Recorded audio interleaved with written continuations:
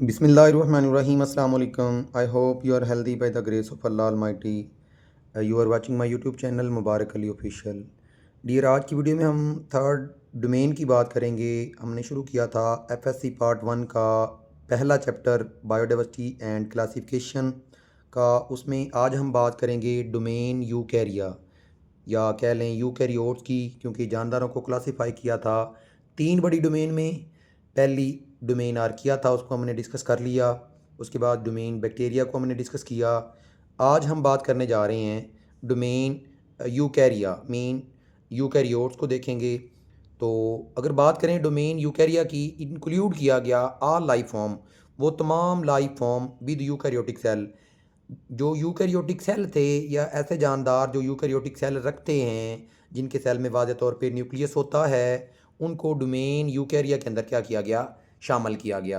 अब ये जो यूकैरिया हैं ये क्या हैं, डिस्टिंक्ट हैं फ्रॉम सिंपलर प्रोकैरियोटिक सेल। जो हमने यूकैरिया से पहले आर्किया और बैक्टीरिया को पढ़ा, उनसे ये दोनों क्या होते हैं, डिस्टिंक्ट होते हैं, वाज़ेह होते हैं बैक्टीरिया और आर्किया से। अब इसको कैटेगराइज किया गया as a separate domain due to unique traits of eukaryotic cell.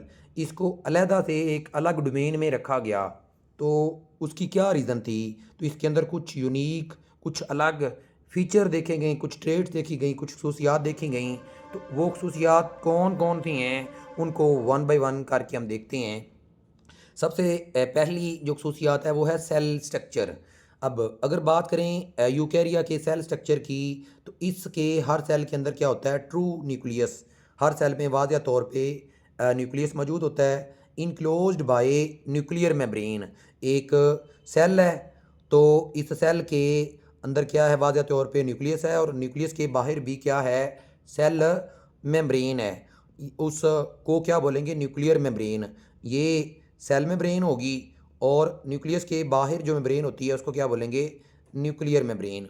उसके बाद ये कंटेन करता है membrane bounded organelle such as mitochondria, chloroplast, endoplasmic reticulum, Golgi apparatus and lysosome. तो ये सारी की सारी जो ऑर्गेनेलीज हैं, ये मेम्ब्रेन बाउंडेड ऑर्गेनेली हैं। इनके सराउंडिंग में क्या होती है, मेम्ब्रेन होती है। तो ये इनके अंदर क्या करता है, इसको इंक्लूड करता है।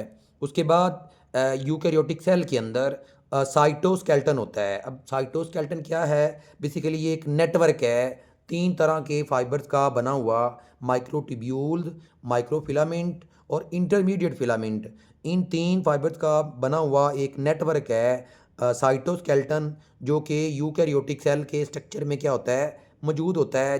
जो काम क्या करता है, फॉर स्ट्रक्चरल सपोर्ट, उसको स्ट्रक्चरल सपोर्ट करने के लिए, मूवमेंट के लिए, और दूसरा ट्रांसपोर्ट के लिए। तो इसको डिटेल से इंशाल्लाह साइटोस्केल्टन को और ये जो मेम्ब्रेन बाउंडेड ऑर्गेनेली हैं सेल वाले चैप्टर में जाके इंशाल्लाह क्या करेंगे, डिस्कस करेंगे। दूसरे फीचर्स की बात करें तो जेनेटिक मटेरियल है।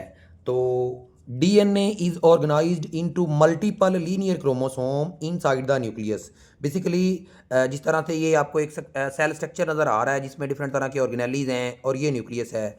अब न्यूक्लियस को बाहर ड्रा किया हुआ है। इस न्यूक्लियस के अंदर वो कहता है मल्टीपल, एक से ज़्यादा लीनियर क्रोमोसोम्स होते हैं, जो कि न्यूक्लियस के अंदर क्या होते हैं, मौजूद होते हैं। प्रोकैरियोटिक सेल के अंदर हमने देखा था कि वो सिंगल था, सर्कुलर, और वो न्यूक्लियोइड रीजन के अंदर मौजूद था।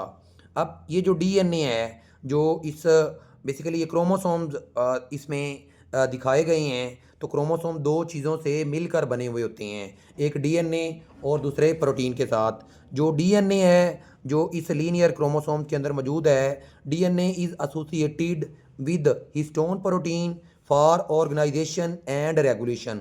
ये जो डीएनए होगा, ख़ास तौर पे अगर मैं एक क्रोमोसोम्स को बाहर निकालूं, इसको, ये क्रोमोसोम्स है, तो ये किससे बना हुआ है, दो चीज़ों से मिलकर बना हुआ है। एक डीएनए से बना हुआ होता है, और दूसरा प्रोटीन से। कौन सी प्रोटीन होती है, हिस्टोन प्रोटीन। तो ये दोनों एक दूसरे के साथ क्या होते हैं, एसोसिएट होते हैं ऑर्गेनाइजेशन करने के लिए और रेगुलेशन करने के लिए। उसके बाद बात करेंगे रिप्रोडक्शन की। यूकैरियोटिक जो सेल है ये रिप्रोड्यूस करता है, सेक्सुअल रिप्रोडक्शन, और सेक्सुअल रिप्रोडक्शन में इन्वॉल्व होगी मीओसिस एंड फर्टिलाइजेशन। जब मियोसिस होगी उसके बाद क्या बनेंगे, गैमेट्स बनेंगे। तो गैमेट्स क्या करेंगे, आपस में फर्टिलाइज करेंगे, एग और स्पर्म्स आपस में मिलेंगे, तो उस प्रोसेस को क्या बोलेंगे, फर्टिलाइजेशन करेंगे, जिसकी वजह से वो क्या करेगा, इंक्रीज करेगा क्या चीज़, जेनेटिक डाइवर्सिटी। क्योंकि डिफरेंट तरह के एग के अंदर डिफरेंट तरह के कह लें जेनेटिक मटेरियल है, और स्पर्म्स के अंदर डिफरेंट तरह का जेनेटिक मटेरियल है। जब दोनों फ्यूज़ करेंगे तो एक नई डाइवर्सिटी मिलेगी। तो इस वजह से जो जेनेटिक डाइवर्सिटी है उसको वो क्या करेगा, इंक्रीज करेगा। उसके बाद इनकी बॉडी के अंदर ए सेक्सुअल रिप्रोडक्शन भी हो रही होती है, माइटोसिस, जो बेसिकली प्रोड्यूस करती है जेनेटिकली आइडेंटिकल ऑफस्प्रिंग। हमारी बॉडी के अंदर अगर बात करें जितने भी सेल्स हैं, सोमैटिक सेल, स्किन बनाने वाले सेल, या कह लें सेक्स सेल के अलावा जितने भी सेल हैं, उन सारे सेल के अंदर क्या होगी, माइटोसिस होगी। और उसके बाद नंबर थर्ड पे इसकी जो जो यूनिकनेस है वो कम्प्लेक्स सेलुलर ऑर्गेनाइजेशन। क्योंकि इसकी जो बॉडी है, यूकैरियोटिक सेल की जो बॉडी है वो क्या होती है, कम्प्लेक्स होती है। क्योंकि सेलुलर ऑर्गेनाइजेशन की उसमें वो क्या होते हैं, कम्प्लेक्स होते हैं। इन मल्टी सेलुलर ऑर्गेनिज्म, इन मल्टी सेलुलर ऑर्गेनिज्म के अंदर कह लें जो सेल हैं वो डिफ्रेंशिएट होते हैं इन टू स्पेशलाइज्ड टाइप्स। अब ये क्योंकि यूकैरियोटिक सेल एक मल्टी सेलुलर ऑर्गेनिजम्स हैं, इनमें जो सेल हैं वो क्या होंगे, अपने आप को डिफ्रेंशिएट करेंगे किसके अंदर, स्पेशलाइज्ड टाइप्स के अंदर। अब जब स्पेशलाइज्ड टाइप्स के अंदर उनको डिफ्रेंशिएट करेंगे तो वो बनाएंगे क्या चीज़, टिशू। और टिशू मिलके फिर क्या बनाएंगे, ऑर्गन। और हर ऑर्गन क्या करेगा, या हर क्या करेंगे, स्पेसिफिक फंक्शन करेंगे। तो ओवरऑल इसके रिजल्ट में एक बॉडी बनेगी जो मल्टी सेल पर मुश्तमिल ऑर्गेनिजम्स है, तो वो क्या होगी, कम्प्लेक्स होगी। तो ये करेक्टर्स भी इसको क्या बनाता है, यूनिक बनाता है। उसके बाद इसका जो लास्ट वाला कह लें फीचर है कि किसकी वजह से ये यूनिक हैं, एवोल्यूशनरी ओरिजिन्स। कहा जाता है कि जो यूकैरियोटिक सेल्स हैं कि इनका ओरिजिन कैसे हुआ है, तो इसकी बात करेंगे। Eukaryote likely evolved through endosymbiosis where prokaryotic cell like mitochondria and chloroplast were engulfed by a host cell leading to symbiotic relationship। तो इसको मैं थोड़ी सी डायग्राम के साथ समझाता हूँ। जिस तरह से मिसाल के तौर पे ये एक अमीबाइड प्रोकैरियोटिक सेल था, जिसने क्या किया, एक कह लें, ये मैं कह देता हूँ ये माइटोकॉन्ड्रिया है या क्लोरोप्लास्ट है, जिसको इसने क्या किया, अपनी बॉडी की ये जो मेम्ब्रेन है इसने एंडो साइटोसिस के ज़रिए मीन इस तरह से ये इनगल्फ किया। अगले स्टेप में ये इसको बॉडी के अंदर लेके चले गए, और ये अमीबाइड प्रोकैरियोट सेल थे, इसको इसने खाया नहीं, बल्कि इसको इसने अपनी बॉडी के अंदर क्या कर लिया, रिटेन कर लिया।